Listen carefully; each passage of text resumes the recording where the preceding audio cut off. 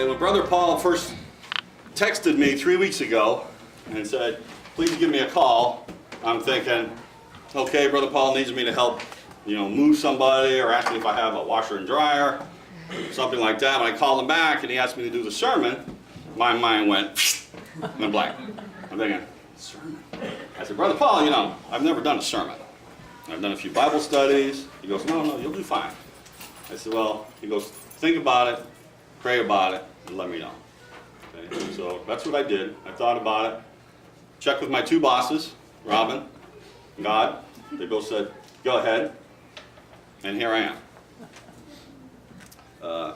For those of you who knew I was doing the sermon, and you still came, I appreciate it. I appreciate your support and your trust. Even though if you're like Joe, you probably just came to watch a train wreck.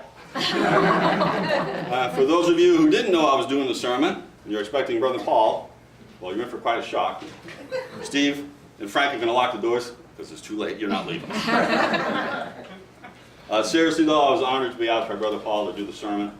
Once I overcame my fear and my getting out of my comfort zone, I said it's all in God's hands. So I think we're going to do good. So according to Sermon Giving 101, which I graduated last night at midnight, I've got to open up with a icebreaker, a joke. Okay, so I searched through the annals of sermon jokes, came up with one that I think met the three criteria. It's got to be clean, it's got to be funny, it's got to be about the church. Okay, I know I've got two of the three met. The third I'm not sure, so you'll have to decide for yourself.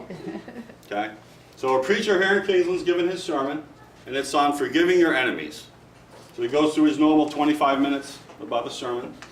He gets done the sermon, and to check on his effectiveness, he asks a question. How many of you here are ready to forgive your enemies? About 50% of them raise their hand. I'm ready to forgive my enemies. He thinks to himself, that's not very good. Back up into the pulpit, another 10 minutes.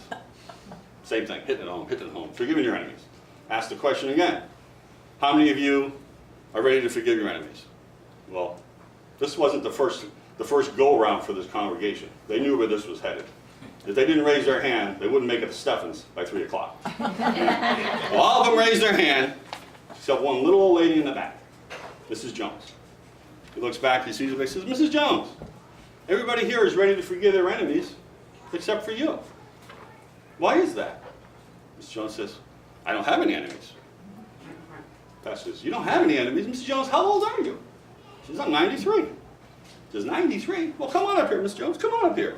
She makes her way up to the front. He says, come around and tell everybody how you can live to be 93 years old and you don't have an enemy in the world. She turns around, she says, so that's easy. I outlived all them old witches. Well, that's the church version. You can swap a consonant out and get the street version. Okay.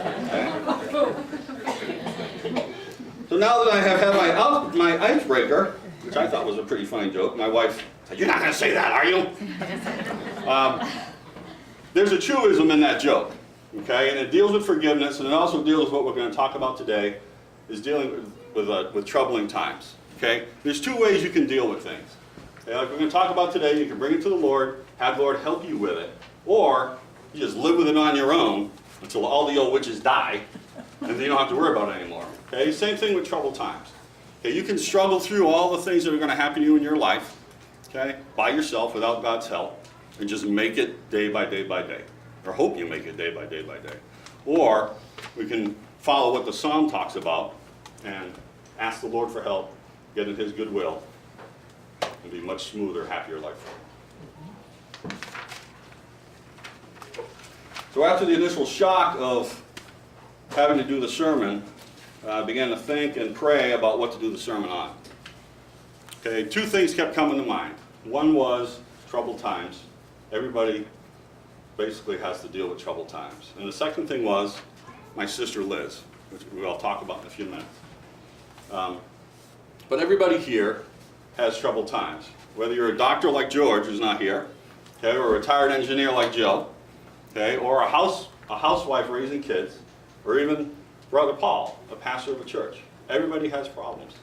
Okay? And not just personal problems. Everybody has troubles. The world, I mean, look at our prayer list. We're worried about ISIS. Okay, we're worried about just violence in general. I heard this week out in, I think, North Dakota in a Walmart, 1 or 2 o'clock in the morning, some guy just started shooting and killed at least one person, maybe 2. I heard later he's an Air Force guy, an active duty Air Force guy. So it's not some, somebody you'd see slinking around in the dark alley somewhere. This is an active duty Air Force kid, young, to Walmart, 1 or 2 o'clock in the morning and killed a couple people. Okay, so there's a lot of things going on in our life that can cause troubles. Okay, and here's a news flash. I don't think it's going to get any better. Okay, if you read any of the Bible prophecies, okay, the country, everybody knows, has turned from the Lord. Right, we're in a process now of kids can't say prayers in school anymore. Okay, they're trying to get the name of God off of the money, out of the Pledge of Allegiance. Right, so basically we're trying as a nation to wipe God off of any sort of public anything. So we're heading in the wrong direction, and it's all laid out for you in the Bible. So it's not going to get any better. Okay. So for Robin and I, on a personal note, these last 5 years have probably been the most difficult for us. We lost 3 siblings in the length of a year. The death of Robin's mother, the death of our first grandchild, and the loss of Robin's business that she had for 12 years once her health started declining. So we're pretty well versed in the area of troubled times. But I am no more qualified than anyone else sitting here to get up here and teach you or preach to you on religious doctrine.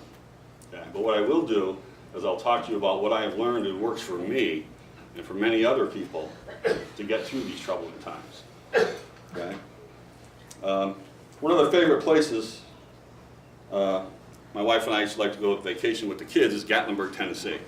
On one of our visits there, we went to a place, I saw a place called Art for God advertised in a little free stuff. I'm a big free stuff guy. I collect free stuff wherever I go and read through it.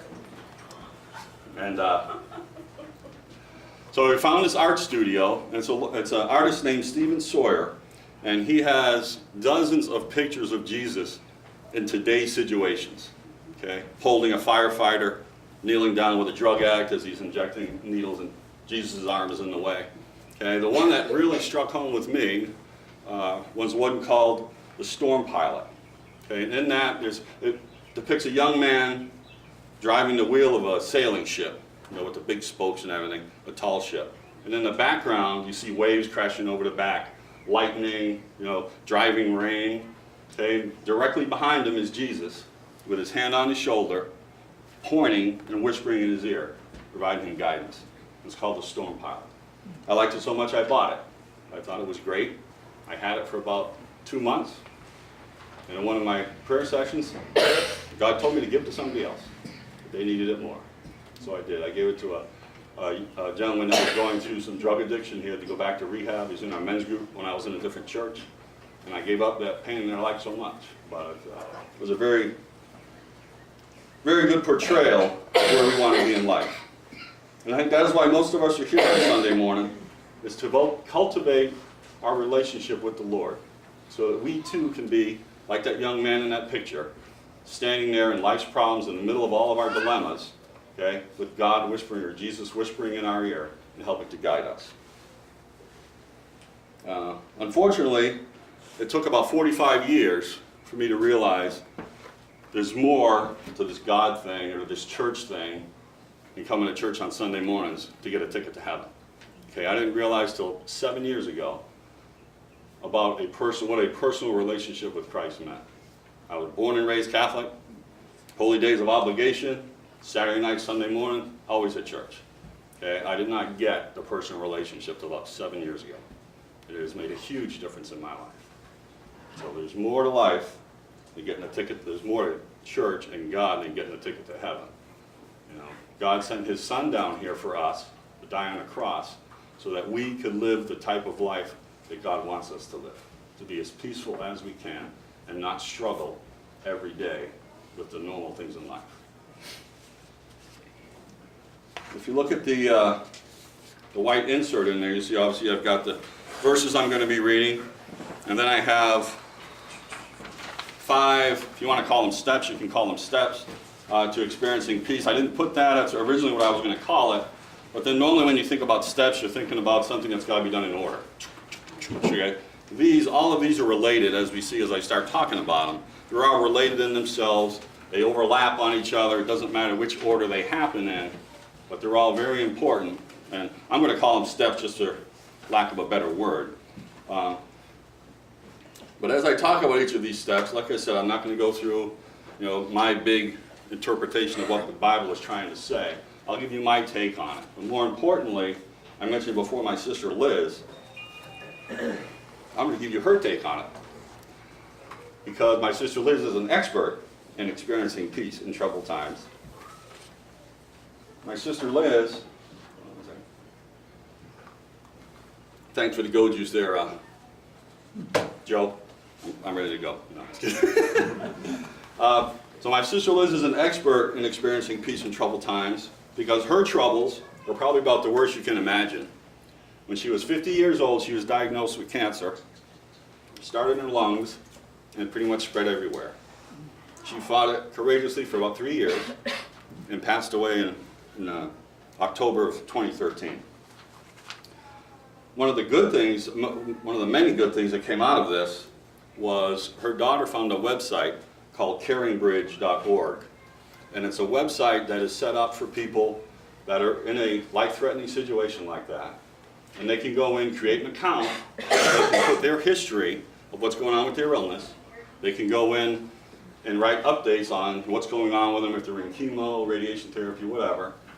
And then guests can go in and log in to provide encouragement, prayers. So it's a wonderful, I guess it's like Facebook. I'm not a Facebook guy, but I guess it's kind of like Facebook in the account file. And this was perfect for my sister. She was up in Alaska. Her 2 kids lived in other parts of the country. There's 8 of us, so we were all spread all over the country, and my sister had dozens of friends in Alaska and all over the country, so it was just perfect. She would get in, log in, and then there was an email thing that said Liz made a comment, so we'd go on and look. So the purpose of it was for us to provide encouragement for her. More often than not, what happened was she provided encouragement to us. So what I'm going to do is that each of these things, as I talk about each of these steps or topics, I'm going to read an excerpt from her story, or her caring book page. And I'm going to warn you, I've got tissues here. I've read through this many times. It will probably take a little bit. I may go into overtime. Okay, but I promise to have you out of here before Stephens closes. Other than that, I'm not going to promise much else.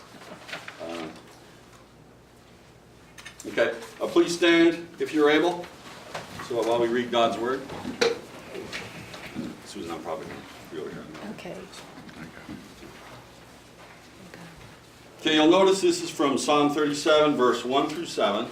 And this is the New King James Version. Okay?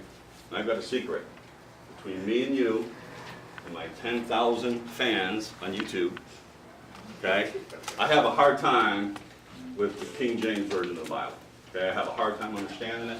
So I normally either use the New King James, which is pretty close in normal terms, or a New Century Version. But that's why this is in the New King James Version. So this is Psalm 37, verse 1 through 7. Do not fret because of evildoers, nor be envious of the workers of iniquity. For they shall soon be cut down like the grass, and wither as the green herb. Trust in the Lord and do good. Dwell in the land and feed on his faithfulness. Delight yourself also in the Lord, and he shall give you the desires of your heart. Commit your way to the Lord. Trust also in him, and he shall bring it to pass. He shall bring forth your righteousness as the light, and your justice as the noonday. Rest in the Lord, and wait patiently for him. Do not fret because of him who prospers in his way, because of the man who brings wicked schemes to pass. Heavenly Father, thank you for your word today. May the light of your word shine into the darkest areas of our heart. Lord, you see through our facade, directly into our heart. Pray, Lord, that you meet us there. I pray also, Lord, that you take the words I speak and you transform them into the words these people need to hear to draw closer to you. Amen. Amen. Please be seated. You want to start in this Okay, the first thing we're going to talk about, you see on the one, is concern yourself not with worry or envy, verse 1. Okay, I'm not going to read through all of these verses. We can see what they are. But Joe, I've got some little disappointment for you here. I'm not going to be spending any time talking about the workers of iniquity. You know, I figured me and you can have a one-on-one chat and relive our old Navy days, you know, at some time. But I'm going to focus on the do not fret because of evildoer part of it. Okay, David the psalmist thinks this is so important to experiencing peace that he talks about it twice. He talks about it in the opening sentence there, do not fret, and down in the 7th verse, he also talks about it. If you think about it, worry, when you worry about something, that's the opposite of peace. Okay, if you're having anxiety or deep and worry, then chances are you're not experiencing peace at all. You see, I've listed Matthew 6, verse 34. I apologize for you behind me. I'll turn occasionally and get you. Matthew 6:34. Therefore, do not worry about tomorrow, for tomorrow will worry about its own things. Sufficient for the day is its own trouble. Okay, I'll give you my sister Liz's take on that. And so she was diagnosed in August of 2010. This was written in February 2011, and she had hundreds of pages of comments that she was writing. I read through all of them and picked out ones that I thought were best suited to this, and believe me, that was very hard to do. But we listen carefully to what she says. Again, this is somebody who's undergoing chemo for 6 months and has had multiple radiation shots, we're going to call it. White blood count was low, so got a shot of Neulasta. All is good though. Can cause severe bone pain, but my reaction isn't bad at all. It can manage with Tylenol. Still blessed and feeling good and working. Still able to help at my first communion class thanks to Kirsten, who started out as my helper and then took charge for me. Wonderful to be able to be back and help them prepare for the great sacrament of reconciliation in the Eucharist. Something they will always have in their life. Even if they stray, they can always come back. A song. Don't have the best voice and no ear for harmony, but I'm learning. As her friend John Lentine says, if God gave you a bad voice, plague him with it. Which is what I'm doing when I'm up here singing. Plaguing God. I have so much peace in my life right now. Thank you for all your prayers and inspiration. You help lift me up. Don't worry, I'm still mad dog mean about beating this and living a long time. Just have a great companion leading the way. Always knew he was there, just didn't let him in like I should have. Okay, so that's my sister who's been in this, going this for 6 months, and she's pretty strong in her faith. And you'll see as she goes through it, as she went through her 3-year battle, her faith just kept growing and growing. She kept going closer and closer to the Lord. The second thing we're going to talk about is controlling your walk, which we've combined trusting in the Lord and doing good and into controlling your walk. Okay, this is what I would call walking by faith and not by sight. For those of you who read Christian stuff, that's a pretty common thing. Okay, but what they're saying is, don't pay attention to the world around you and all its negativeness. Pay attention to the Lord, focus on the Lord, walk by faith and not by sight to help ease in your problems. Even like in my sister's case, when things look like they're going totally wrong in your lives, God is still working out his eternal purpose. Okay? I will guarantee you there's no one on this planet that wanted my sister or anyone to come down with cancer.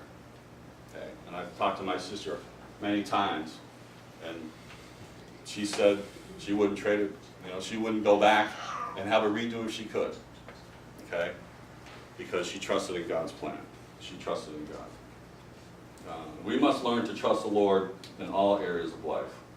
Okay, I've got 2 Bible verses there. Proverbs 3, verse 5 and 6, which is one of my favorites. Trust in the Lord with all your heart, and lean not on your own understanding. Okay? Again, same thing I was just talking about. We don't understand what God's doing. We have no idea what God's plan is. The key is to trust in his plan and in his will, not in my plan or your plan and your will. That is the key. I apologize for the paper flipping, but I've got no other way to do it. Second thing for my sister, okay, concerning controlling your walk. So this is December 2011 now, so she's been in her chemo and her radiation treatments for now over a year. Hello everyone, happy holidays. I love this time of year, even when it's 40 below zero. She lived in Alaska for 35 years. Okay. So not much is going on, but that's a good thing, right? Had a brain MRI yesterday just to check and make sure the cancer is not coming back. Everything looks good, praise God. Continuing on with Avastin treatments every 3 weeks, and we'll have a CT scan at the end of January to make sure things aren't returning. I'm trying to learn to live in the present, but that's not easy when you're always waiting for the next healing session or test and then the results. I'm getting better at trusting the Lord that He's got my hand and won't let go. It's not as easy as you might think. He keeps reminding me, though, with all the blessings and healings He sends my way. And of course, all of you that send your love and prayers and encouragement. Back at the gym, trying to regain some muscle and core strength. Don't have much stamina, but I'm working on it. When you lose over 50 pounds, it's a lot of muscle, unfortunately, not just fat. Okay, so this is the thing we'll see. Liz, that's the same throughout all of this, is Liz's focus is always on the Lord, not on the situation that presents itself to her. It's always on the Lord. She is positive throughout this whole, out of the 100 pages, of the 100 sheets of comments that she had, there was not one why me in there. And that's from her faith and her focus on the Lord.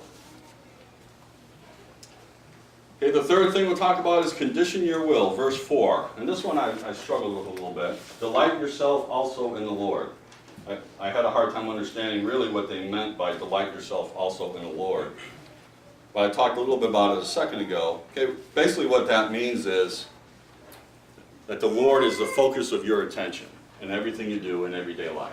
Okay, it doesn't mean you have to walk around like a Pharisee with robes, and be lordly, walk around to Joe and say, God bless you, Joe, how are you doing today? And walk around like you're, Mr. Religious Guy. Okay? Sorry, Steve. I told you I was faster than Brother Paul. But it just means to condition your will, okay, to focus your attention on the Lord. Okay? If we can focus on who He is, what the Lord has done for us, how much He loves us, then even the darkest day or even the hardest trial that we go through, okay, become bearable, and we can have peace through it by trusting in the Lord. Because we know that something better awaits us at the end of the road. For me, the conditioning your will, and I've talked about it, those of you who've been here for a while, when I have my God moments. Okay, it's everyday things. Okay, I'll drive to work in the morning, sun's coming up, you got the sky's painted all beautiful orange and red colors. Okay, I thank God for that. Okay, I'm focusing on God. As I walk from one building to another, I work on the base. Okay, I've got a quarter mile of walk. The weather's nice, I talk to God the whole way there. And if the weather's raining, and if it's raining, I ask God why it's raining, and I'm trying to walk from one building to another. Okay, so it's just a different mindset. And I should have mentioned this early. None of these that I'm talking about, the not worrying, the trusting in the Lord, the committing your way, and the last one, none of them are easy. Okay, easier said than done, like it is with a lot of things in life. Okay, I can get up here and just talk about how not how easy it is, but what they are and rattle them off.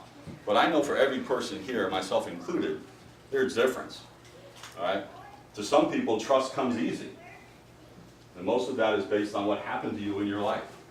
If you had a pretty good life growing up, and your parents did a good job, didn't have any abuse or anything like that, trust probably pretty good, pretty easy for you. Okay, if you didn't, if you were abused as a child or had a rough time being raised, trust is probably very hard for you. Okay, not impossible, just hard.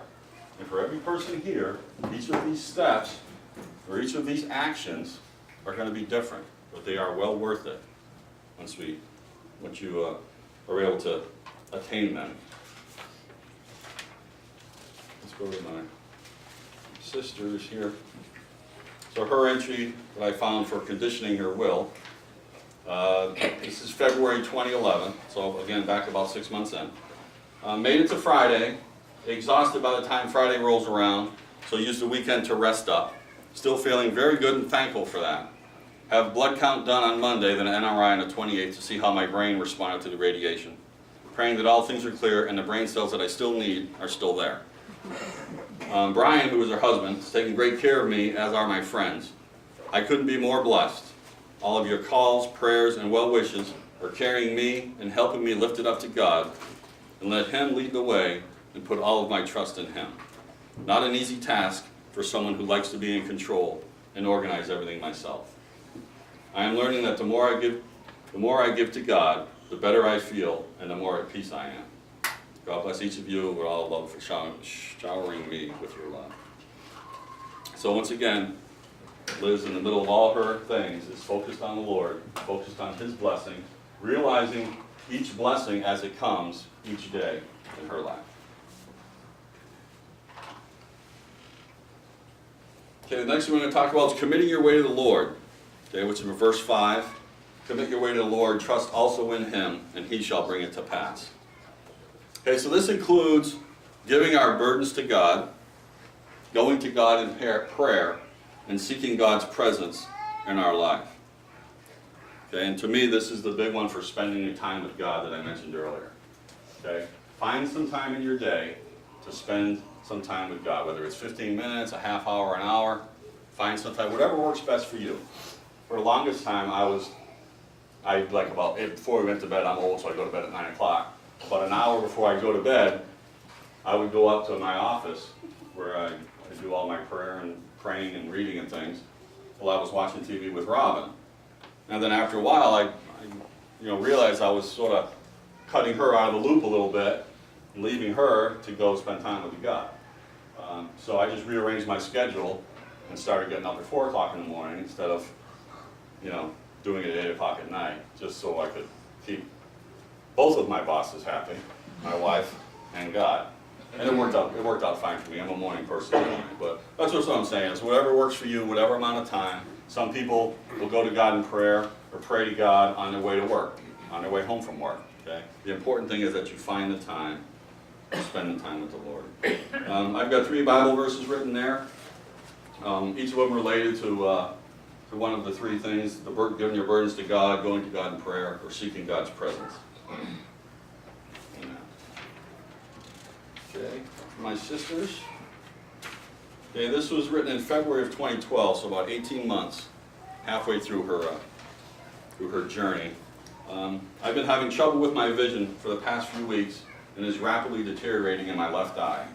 Doctors here in Fairbanks believe it's radiation-induced optic neuropathy from the brain radiation, but are not sure because the dosage I was given was within the range that shouldn't have caused this.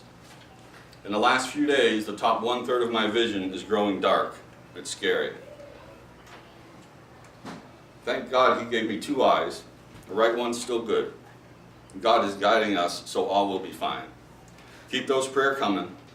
God is hearing them. I'm still waiting for Him to give me His plan. Unfortunately, it's just not the way it works, and I need to trust Him and put my worries in His hand. I'm doing pretty good considering, and thank God for my family, friends, and all of our blessings. This one entry, hold on, of all of them in the 3 years, this is the one entry that sticks out in my mind. Up until that point, we were going through this, and I hadn't really noticed. I wasn't as far along in my walk as I should have been. I wasn't obviously as far along in my walk as my sister was. And I wasn't really noticing all the positives she was writing in her accounts until this one. And then it hit me like a ton of bricks. Holy crap. She's lost half her eyesight, and she called me and we talked about it. And it was like somebody pulled down the blind in her left eye. Never complained. She said, thank God I have 2. Okay? And I've heard Chuck say the same thing over and over again. Okay? That is one of the most important things we can have, is to keep counting the blessing no matter what's going on in our life. Okay? There's 2 ways we handle life think I've mentioned it before. Okay? When bad things happen, people either grow stronger in their faith, or they turn from God and say, why me? I'm done with God. Okay? But in the Bible, in several different places, okay, where it talks about troubling times and trials, it doesn't say if you have trials in your life. It says when you have trials. So there's no doubt trials are coming. Everybody here has been around the block a few times. Everybody here can stand up and probably talk about their trials by number, worst to least. But the most important thing is to not lose that focus on God and to realize you still have blessings every day of your life. Okay, the last one. Rest in the Lord and wait patiently for Him. Okay, consecrate, which is a big word. I had to look it up. Okay, your wait. Set apart is sacred. Okay? I have read the rest in the Lord and wait patiently for Him many different places out the Bible. That used to be pretty much one of my favorite verses because I'm a procrastinator. So right there, God is saying, wait patiently for the Lord. I got it. I'm a procrastinator. Why do today, but you can blow off till tomorrow. That's my motto. Used to be.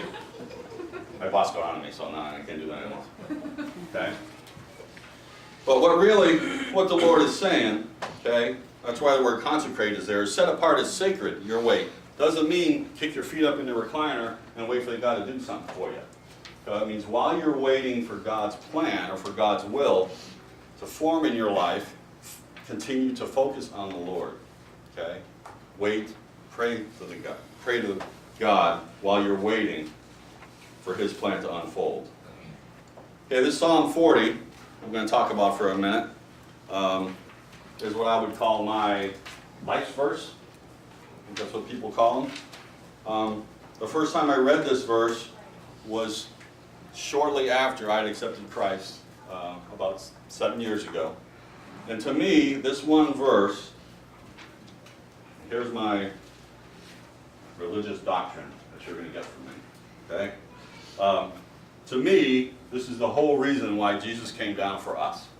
Okay? You want me to talk about the Gospels, talk about saving us. To me, reading these words slowly and listening to what they say, I think this is what Jesus does for us. I waited patiently for the Lord.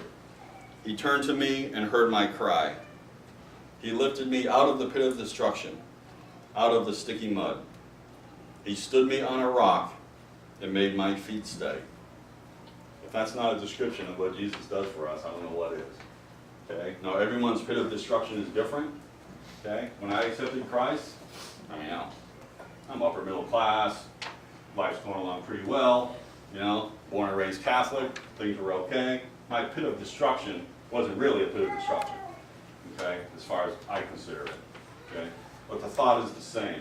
No matter where you are, okay, Jesus will reach down, grab your hand, lift you up out of the sticky mud, and put your feet, and make your feet steady.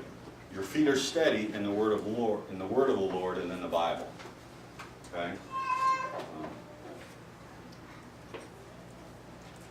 The second most important part of that verse says, He turned to me and heard my cry. Okay? When we're in the pit of destruction, when things aren't going good, the last thing we want to do is to call out to the Lord for help, in most times. Okay? In order to have the Lord help you, to reach down into that pit and grab you, you have to call for Him to come to you and help you. Okay? Other people can pray. You can be on the prayer list. Other people can pray for you. Okay? The Lord is waiting for your call to help you out of that pit of destruction. My sister's few last words from my sister on this. Oh, I'm past 12 o'clock. Sorry, we're in overtime. Okay, so this is again, consecrating your weight. March 2011, 6 months in. Made it to Friday this week after that healing session last Monday. I'm starting to feel a little better, but the fatigue is still a struggle. Feels like I have 300 pounds dragging behind me. God keeps pulling me along and then all of a sudden drops me off in my bed and makes me lay down. Thank you for all your encouraging words and prayers. They are so helpful. I'm taking one day at a time, like you've all been telling me to do, and I'm sleeping more than I ever thought I would. About a month later, another entry. Okay, so months in, was wearing out, getting very tired all the time, and God provided her an all-expense paid vacation to Arizona for 4 days. Right in the middle of all this. She went at work, she won a trip for 4 days to Arizona. So that's what this next comment is about here. Sitting on the balcony this morning, coffee, newspaper, sunshine, and my wonderful husband, and all the blessings God has so graciously given me. Life is good. God is good. Again, that focus on God, not on her ravaged body, not on her illness, not on anything else, but focusing on the Lord. That's all I have out of your notes. I just want to add a couple of things here.